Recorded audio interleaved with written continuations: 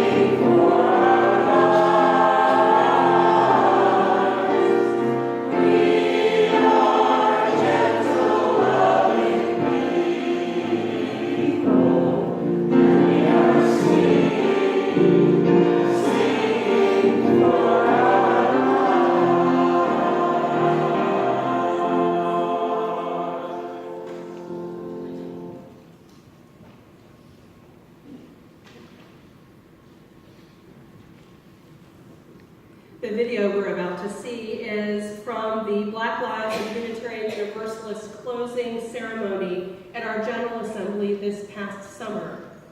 It's entitled A Lesson in Contradictions, and it explores the journey of Black Lives of Unitarian Universalists and one woman's reality of being a Black Unitarian Universalist in Unitarian Universalist faith tradition. Some of Leslie Mack's homily is contextual around the events of the General Assembly. And so I encourage you to watch the entire closing ceremony, which is easily found online. Ms. Mack's powerful testimony is just one of many. As we organize the white supremacy teach-in and have gathered today on this Sunday for the worship service, I'm very conscious that much of the leadership that you see up here are with people who are white identified. It was important to me to include part of the larger associational vibe that's been going on, and also to hear a voice from a Black Unitarian Universalist female. And so it's a great honor to have Leslie Mack's voice with us today, and remembering that her voice is one of many. I'm so honored to have this opportunity to speak with you today, but I have a confession to make. I was all set to deliver an address I wrote over a month ago. Those GA deadlines are very, very real. But I woke up, like we sang about in worship this morning, with freedom on my mind and a new message in my heart. So my friends, can I share it with you this morning? This week was my first General Assembly experience, and it's been truly amazing. It's been a week of joy and pain, of connection and separation, of new faces and old friends. General Assembly 2016 for me, like life, has been a lesson in contradictions. This actually makes perfect sense because our faith is a lesson in contradictions. We see contradictions in the wave of Black Lives Matter banners being hung in our congregations around the country, and yet, in truth, many Black UUs feel unwelcome in our pews. We see contradiction in the historic Black Lives of UU collection yesterday in this whole hall, proclaiming Black Lives Matter, and yet this body delivered a no vote for divestment this week. We see this in a GA Planning Committee who wholeheartedly supported our request for an explicitly Black healing space, and yet the need for that space exists at all amongst our people. My friends, there's a disconnect. I said there is a disconnect. And we need to get it together. We must be transformed. There's a disconnect between the work we want to do and the way we go about doing it. Between our principles and our actions, between our words and our deeds, and we really need to get it together. We must be transformed. Over the last few years, so many white UUs have come up to me and said, Leslie Mack, how can we show up for Black lives? My response is always the same. I say, well, it's really simple. You just show up, and then you show up again, and again, and again, and you keep doing it until it becomes a habit for you in your life.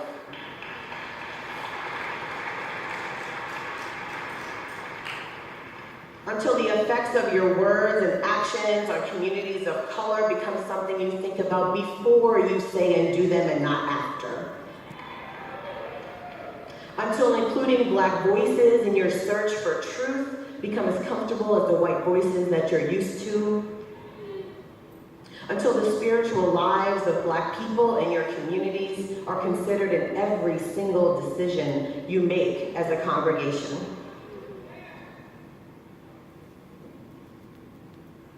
This brings us to the question that looms large for us as a people of faith. In the face of a global movement demanding action towards Black liberation, how can we be transformed? How can our faith be transformed? This work towards collective liberation is more than just about outcomes. How we do this work is also how we create the world that we want to see. The second principle of Black Lives says love and self-love is practiced in every element of everything that we do. Love must be the driver of our work and an indicator of its successes. Without this principle and without healing, we will harm each other and undermine the movement we are building together. So we can no longer cause emotional harm to people of color as we did at last year's Black Lives Matter AIW in the Assembly Hall, and then return to General Assembly 12 months later to claim that action as victory. We can no longer do things the way they've always been done and then ask why change is taking so long.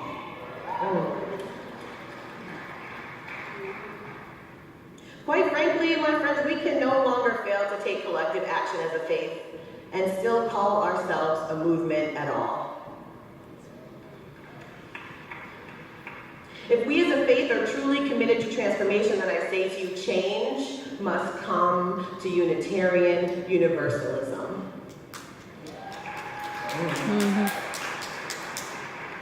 The way we have always done things must change.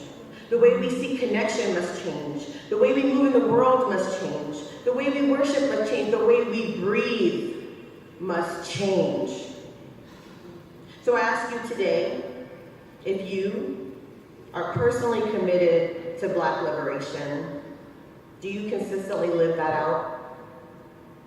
If your congregation is committed to Black liberation, does it consistently make decisions in alignment with that commitment? And if our faith is truly committed to Black liberation, are we finally ready to consistently challenge the long-held systemic practices that do not live up to that commitment? Only when we are able to answer those questions with a definitive yes will we truly be collectively transformed into the faith that we claim to be, into a faith we strive to be, into a faith that lives up to our principled belief in the dignity and worth of all people. Let us make that commitment to be consistent in our lives, in our congregations, and in our faith, to say unapologetically with actions and not just words that Black lives, they matter here. Thank you and blessed be.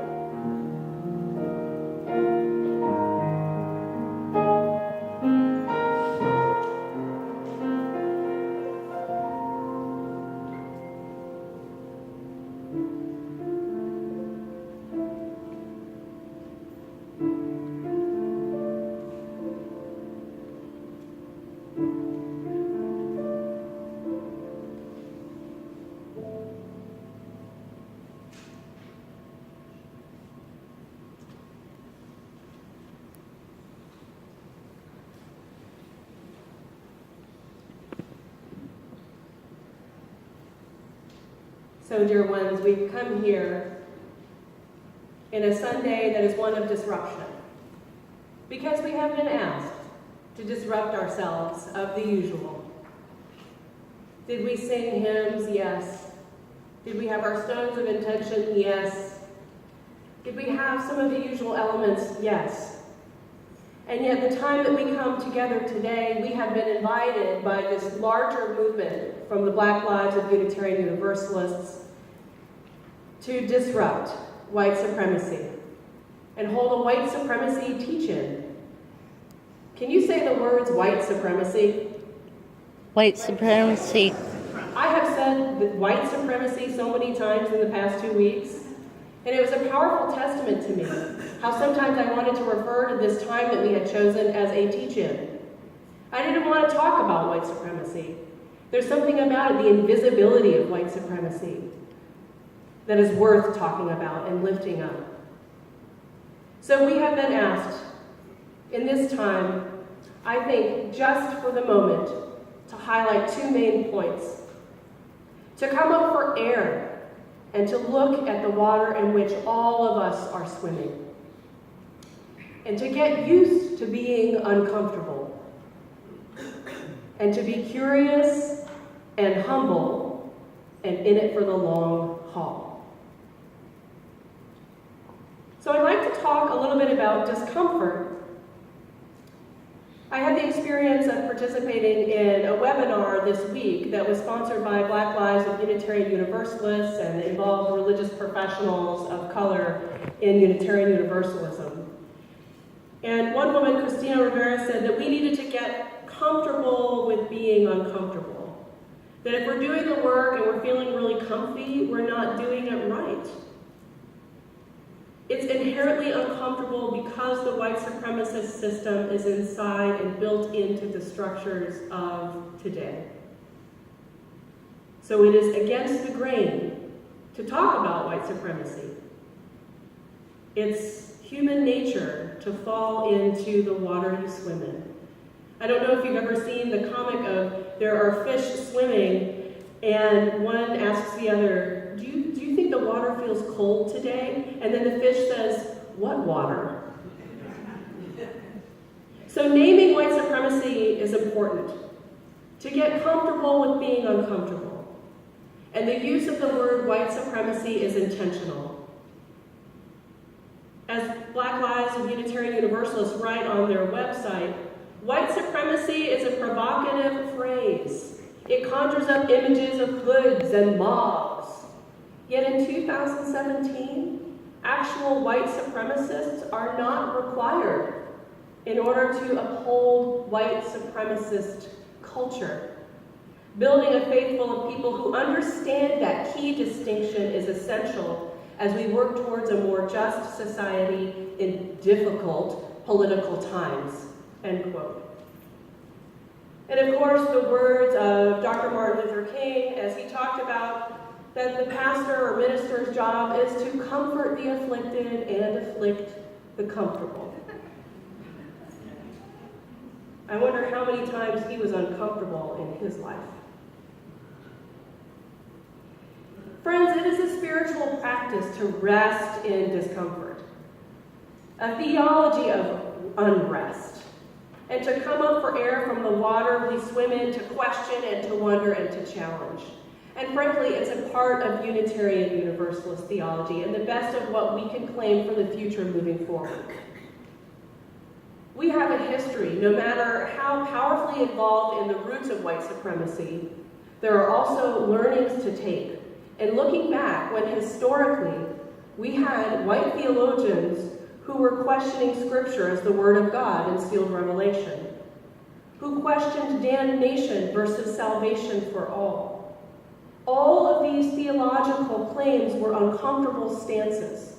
Historically, we have a movement of people who have put ourselves in the place of being heretics. And when I say heresy, I mean it in a good way. Choosing to question and wonder about the water we're swimming in.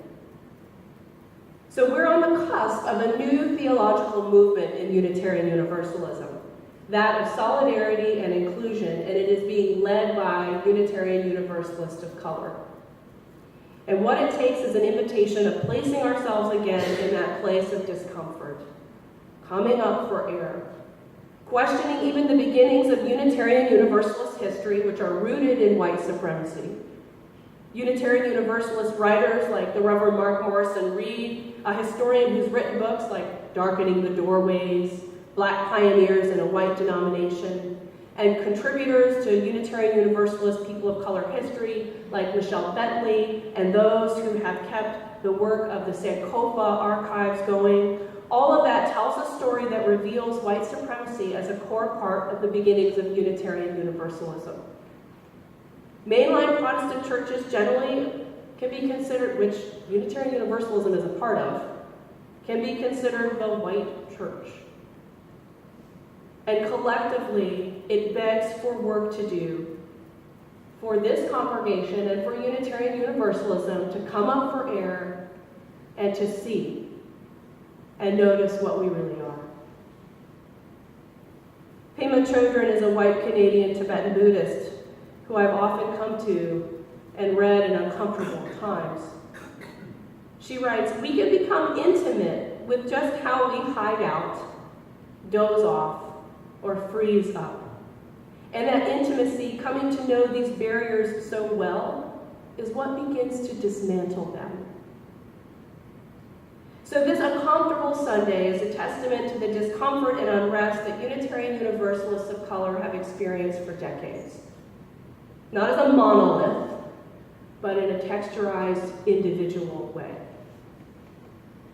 When some Unitarian Universalist religious professionals of color spoke out in March about white supremacist hiring practices in the Unitarian Universalist Association, which is like our large denominational structure, this was certainly nothing comfortable for them to do.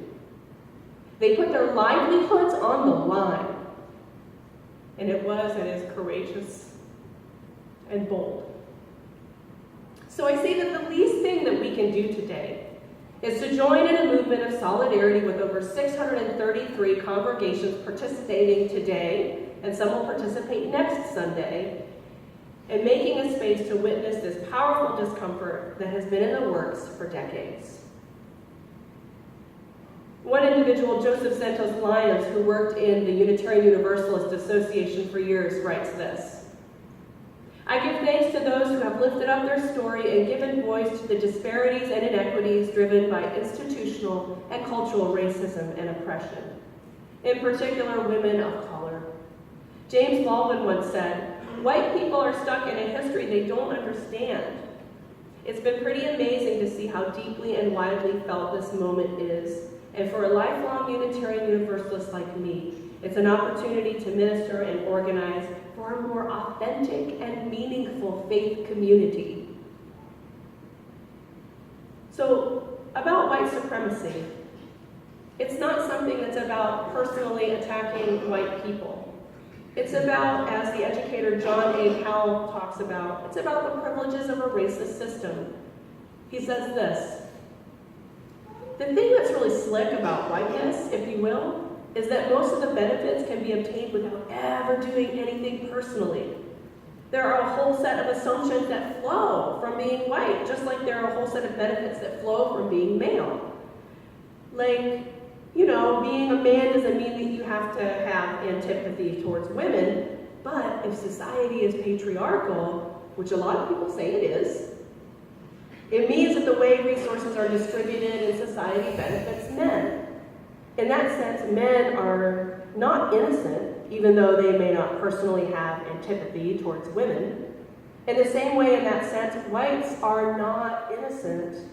They're given the spoils of a racist system, even if they're not personally racist."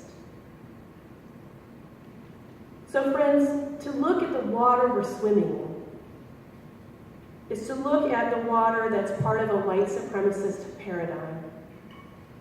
To look at a history that speaks stories of the genocide of indigenous peoples, of Christopher Columbus, and the doctrine of discovery and manifest destiny, and colonialism and empire. To understand that we're swimming in the waters in this nation, especially of a slave labor economy, a national economy built on the backs of free and slave labor. Of having to still fight to this day for minimum wage based on our economy of colonialism, of putting one group of people on top of another. That we have friends in Immokalee who have to fight for one more penny per pound for the tomatoes that buyers buy, to fight for living wages. So the power of today is to name and publicly name this culture that is so often invisible. To share more from the educator John A. Powell, he says the invisibility of whiteness means one doesn't have to notice that one is white. So there are people, and then there are black people. There are people, and then there are Latino people. And people, just folks, turn out to be white, but we don't notice it. White people have the luxury of not having to think about race. That's a benefit of being white and being part of a dominant group. Just like men don't have to think about gender. The system works for you. You don't have to think about it. So they live in a white space, and they think they don't have to think about it. And they think about race as something that belongs to somebody else.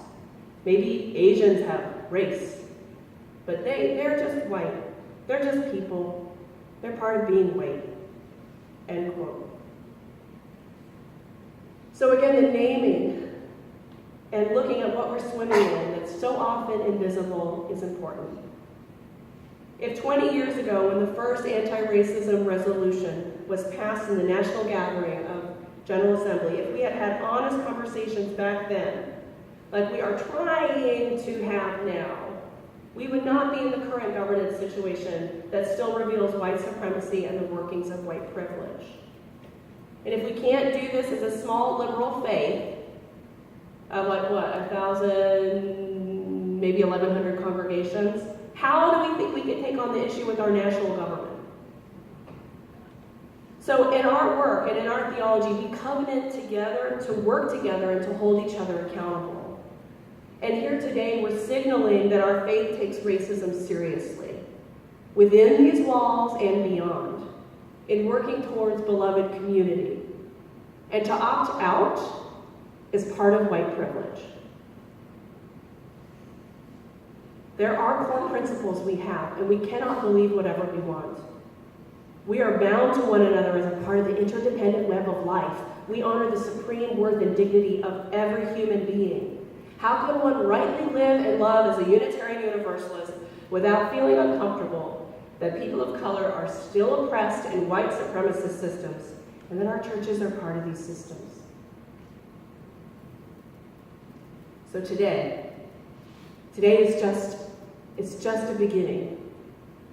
We've been asked to participate in the power of naming white supremacy within our walls and outside, naming discomfort and working on being comfortable with being uncomfortable, naming our power as an institution to participate in a new way.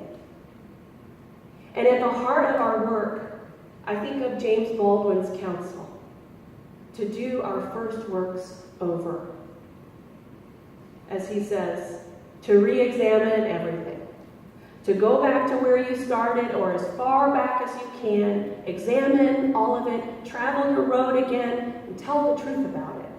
Sing or shout or testify or keep it to yourself, but know whence you came. And it's so well put in Disrupting White Supremacy within the white editors, Jennifer Garvey, Karin Case, and Robin Holly Gorsland. They write this about Baldwin. He challenged white people to understand the true history of our country and the white supremacy on which it stands. This, he claimed, was imperative work in order for us to be released from the devastating effects of white supremacy on who we are, and they're addressing white people, as white Americans, and to participate in creating a nation in which racial justice rather than injustice is the norm. So I know how this goes. The next thing is going to be that you're going to ask me, what can I do? Some of you are going to want to fix it. There is no gold star or perfect way to do this. The beginning is the naming. And then next comes the listening. If you're white, how often do you tune into what communities of color are saying and asking? Asian Pacific Islander communities, Native American Indigenous communities, Latinx, Hispanic communities, Black, Caribbean, African descended, brown people communities. Today, Black Lives Unitarian Universalist has asked us, and we have been invited to listen, to keep our ears open or our hearts open for the movements of the Spirit of Love that are coming through them and through Unitarian Universalists of color. That means getting connected to larger movements going on in our association of congregations. And I need your help, because I'm swimming in the water, and I'm going to get sucked in again, and I'm going to lose sight, and I'm going to lose my way, and I'm needing church friends to keep me on track. So today is the discomfort and today is the naming that we are in a process. Are you here in this process? Are we here together? Yes. And the way it's so mysterious. And as the songwriter and performer Isay Barnwell tells us, it will be hard. We know. And the road will be muddy and rough. But we'll get there. Heaven knows how we will get there. But we know we will. So tomorrow is more work, more conversation, more naming, more listening, more conversation, more work, more naming, more listening, and on and on and on till we build our strength together and live into the vision of beloved community that our Unitarian Universalist people of color have so bravely and powerfully set before us. And all you good people, let's do the work of curiosity and humility to come and enter into that land. Are you with me? Yes. Then let the people say amen. Amen. And whatever else you want to say, go ahead and say it. Ashe, blessed be, salam. Anything else? There's always something else. So we will continue onward. I have a reading that comes from Martin Luther King Jr. that I want us to get in on today. It's his speech. It's his final speech delivered April 3rd, 1968 in Memphis. And I'm going to read, and then I'm going to raise my hands, and I want you to say, "I wouldn't stop there." So let's try it. I wouldn't stop there. All right, here we go. And these are his words. Something is happening in Memphis. Something is happening in our world. And you know, if I were standing at the beginning of time with the possibility of taking a kind of general and panoramic view of the whole human history up to now, and the Almighty said to me, "Martin Luther King, which age would you like to live in?" I would take my mental flight by Egypt, and I would watch God's children in their magnificent trek from the dark dungeons of Egypt through, or rather, across the Red Sea, through the wilderness, on toward the Promised Land. And in spite of its magnificence, I wouldn't stop there. I would move on by Greece and take my mind to Mount Olympus, and I would see Plato, Aristotle, Socrates, Euripides, and Aristophanes assembled around the Parthenon. And I would watch them around the Parthenon as they discussed the great and eternal issues of reality. But I wouldn't stop I would there. go on even to the great heyday of the Roman Empire, and I would see the developments around there through various emperors and leaders, but I wouldn't stop I there. would even go by the way of that man for whom I am named had his habitat, and I would watch Martin Luther as he tacked the 95 Theses on the door at the Church of Wittenberg. But I wouldn't stop there. I would come even up to 1863 and watch a vacillating president by the name of Abraham Lincoln finally come to the conclusion that he had to sign the Emancipation Proclamation. But I wouldn't stop there. I would even come up to the early 30s and see a man grappling with the problems of bankruptcy in his nation and come with an eloquent cry that we have nothing to fear but fear itself. But I wouldn't stop there. strangely enough, I would turn to the Almighty and say, if you allow me to live just a few years in the second half of the 20th century, I will be happy. Now that's a strange statement to make because the world is all messed up and the nation is sick. And I think we have something we can all say together.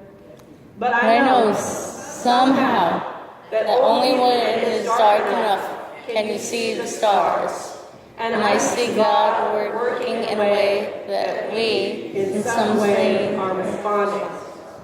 Something is happening in our world. The masses of people are rising up, and wherever they are assembled today, the the cry is always the same. We want to be free.